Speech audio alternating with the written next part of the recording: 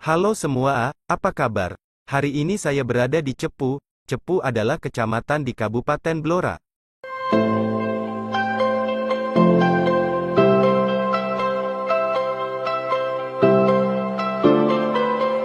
Cepu adalah sebuah kecamatan di Kabupaten Blora, Provinsi Jawa Tengah. Kecamatan ini terletak di perbatasan dengan Provinsi Jawa Timur, dan dilewati jalan yang menghubungkan Surabaya, Purwodadi dan Semarang. Nama Cepu sudah terdengar sejak zaman Panembahan Senopati, Raja Mataram pertama, tepatnya saat terjadinya perebutan Puteri Madiun yang bernama Retno Dumilah. Pada zaman penjajahan, Cepu merupakan salah satu kota penting karena kandungan minyak dan hutan jatinya.